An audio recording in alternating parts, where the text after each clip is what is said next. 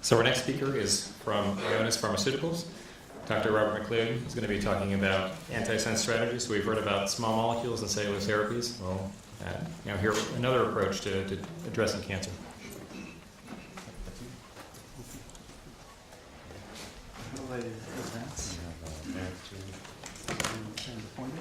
Yes, up top.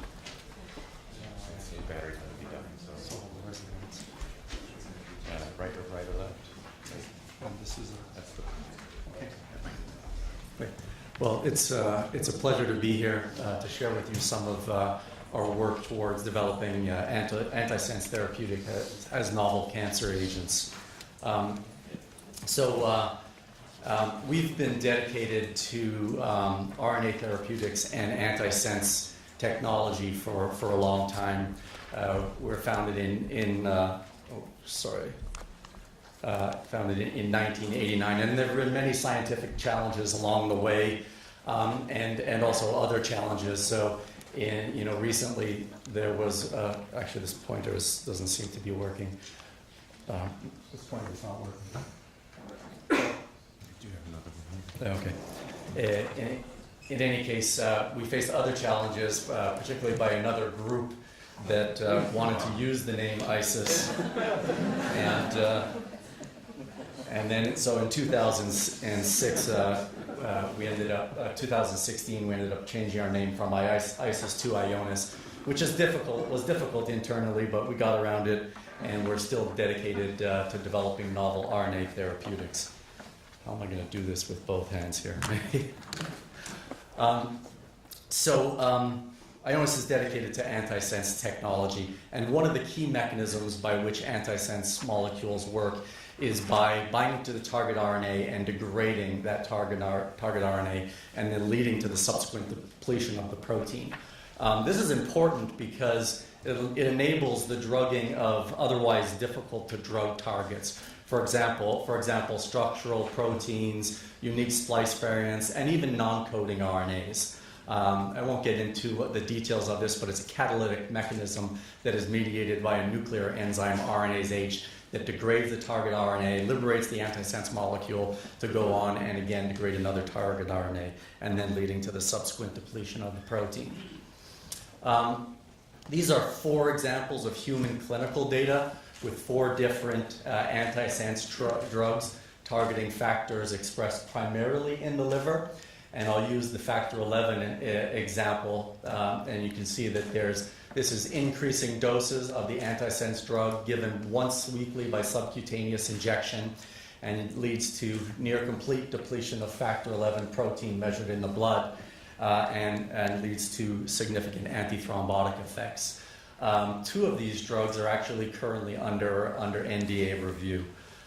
So these proof of concept data demonstrated that these molecules can work in man given systemically.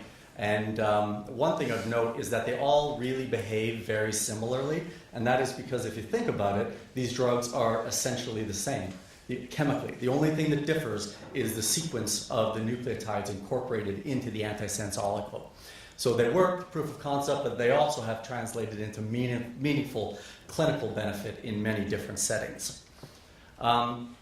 RNase H-mediated degradation of targets is not the only mechanism by which antisense drugs can work. They can really intervene and modulate RNA metabolism in a number of ways.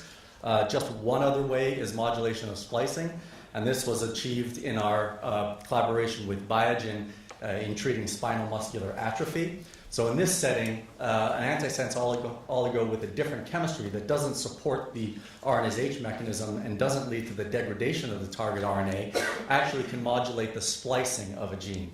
And again, without going into the details, can lead to an upregulation of the protein that is absent in children with spinal muscular atrophy.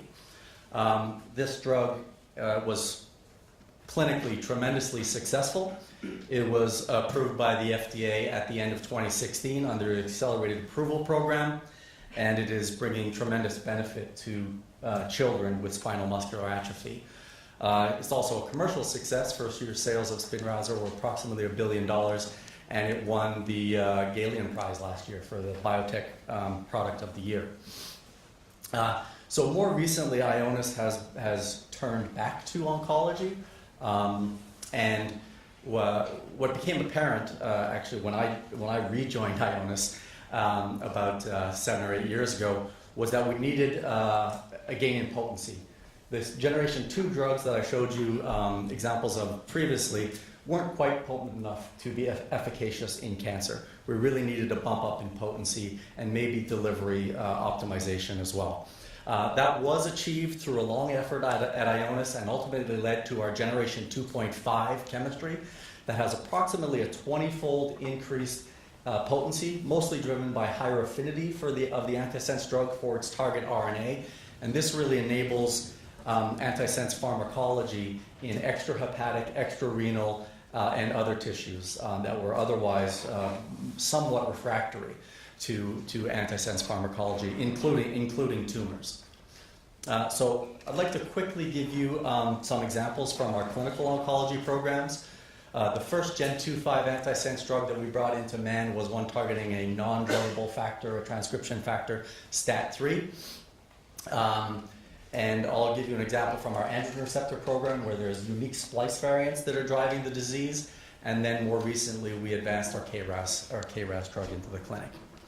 So STAT3 was a really attractive target when we embarked upon our new generation chemistry because not only does it have effects in tumor cells, but it also has important effects in mediating immune suppression in the tumor microenvironment.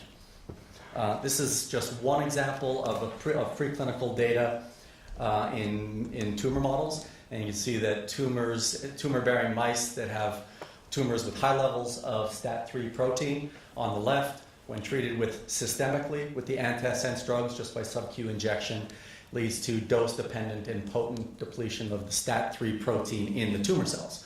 The little bit of brown that is left here, STAT3 signal, is actually mouse STAT3 infiltrates. So these molecules are highly selective. They don't inhibit any other STAT family members, but they also only inhibit human STAT3 and they don't inhibit mouse STAT3. And we can take advantage of this by doing the converse, using mouse-selective STAT3 antisense inhibitors and evaluating the effects in the tumor microenvironment. So it's really a useful modality for teasing out tumor autonomous effects versus effects in the microenvironment. In any case, these data were published in Science Translational Medicine, and I'll refer you to that if you're interested. When we brought STAT3 into the clinic, we were very happy to see that some of the very first few patients we treated had robust clinical responses. This particular patient, a 60-year-old woman with diffuse large B-cell lymphoma, had failed her previous 9 chemotherapeutic regimes and was being sent to hospice, but she came on to STAT3-RX and within a month had a dramatic partial response and remained stable with a stable PR for a year and a half.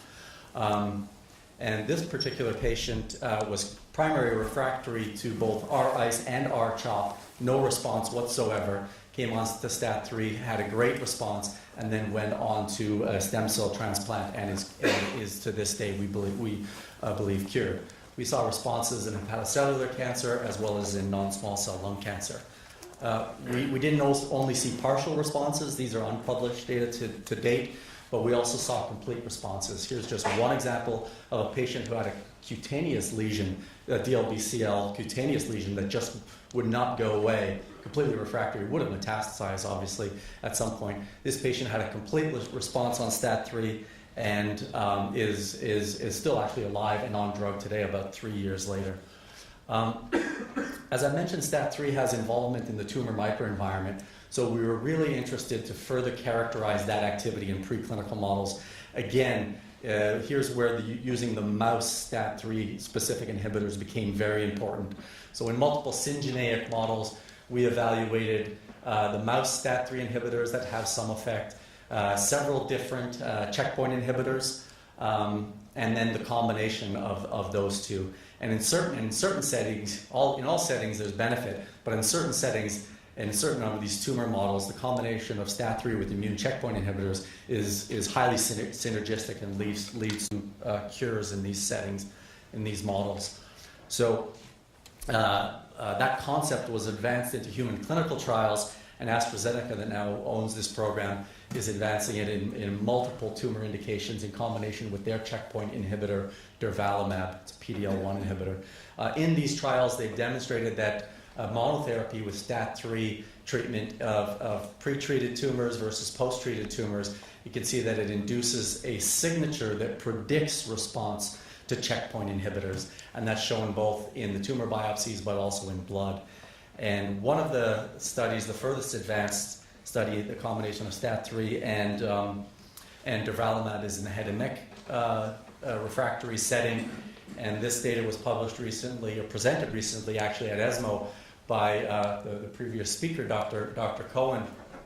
And here you can see that in this highly refractory head and neck cancer patient population, there's very encouraging activity. I believe it was five complete responses or 4 complete responses, multiple PRs, and more as this is ongoing. This seems to be approximately a doubling in the response rate seen with checkpoint therapy alone. So again, it's quite encouraging. And as I mentioned, AstraZeneca is moving this program forward very broadly in multiple indications. The next Gen 2.5 inhibitor that we brought into development really wanted to test the principle of, can we get activity if we're solely targeting the tumor cells alone?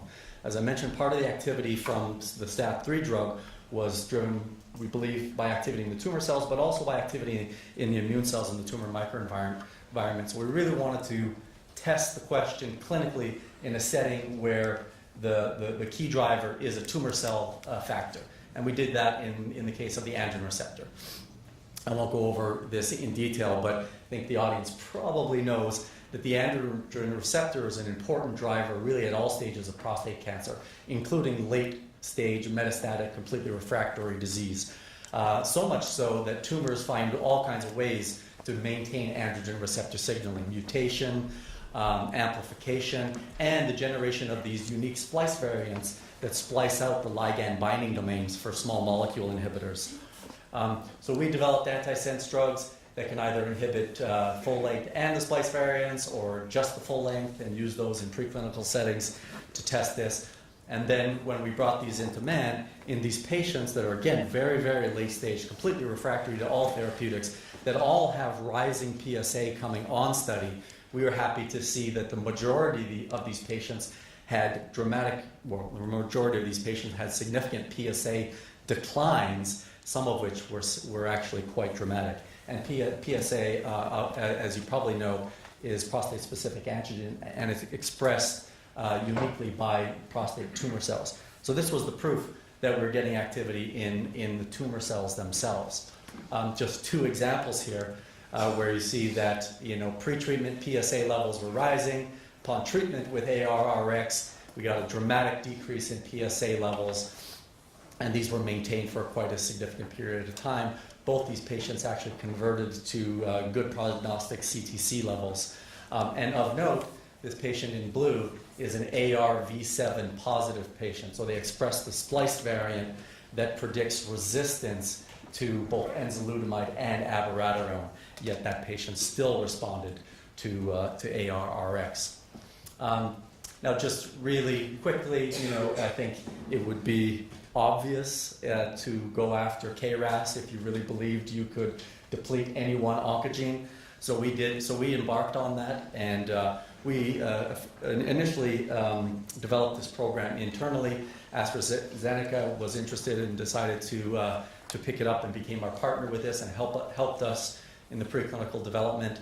Again, these data are published in the Science Translational Medicine article last year, but the bottom line really is that we can get depletion of KRAS. It's not KRAS mutant selective, but only tumor cells that have mutations in KRAS or amplifications in KRAS are really sensitive to the depletion of KRAS. So again, in preclinical models, just one example of a patient-derived xenograft model here, you can show that as tumor drug levels build up to levels where you get inhibition of RNA and then protein, and then you start to get dramatic regressions.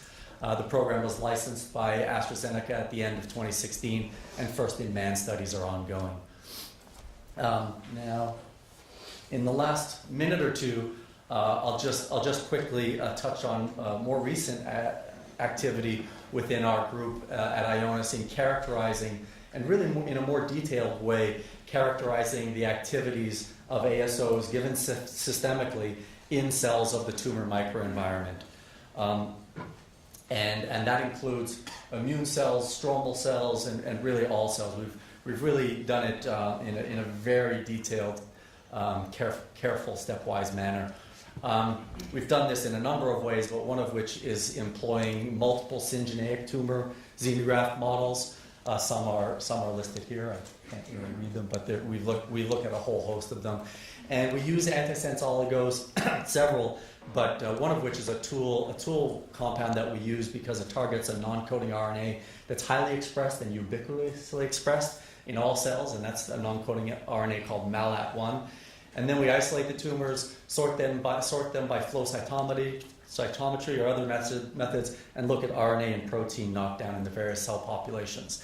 And with this MALAT1 oligonucleotide, we can see that really in all cell populations, including immune cells, fibroblasts, various immune cell populations, we can get robust inhibition of MALAT1 RNA. There's no protein because it's a non-coding RNA in really all the cells of the tumor microenvironment. We've extended these studies, and again in collaboration with AstraZeneca, are going after FOXP3, which is a lineage-defining transcription factor for T regulatory cells.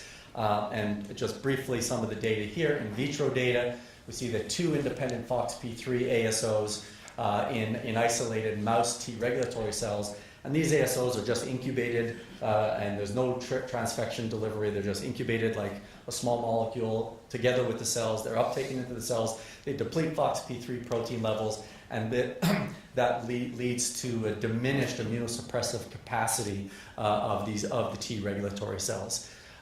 When using these molecules in vivo, they work. They inhibit FOX3 protein in the tumor and in isolated Tregs, and can lead to activity as a single agent in these syngeneic tumor models. And we've also demonstrated in combination that they potentiate multiple checkpoint inhibitors. And this program is moving forward, not quite into development yet, but in late discovery stage. So with that, I'll stop, and I'll just say that really Ionis's oncology business model or research strategy model is to collaborate broadly. We collaborate with with industry. We have a broad collaboration with MD Anderson, and we collaborate with multiple academic investigators, including many folks here at UCSD as well. And we've had tremendous success with our UCSD collaborations, and have generated multiple high-impact publications and great science as well.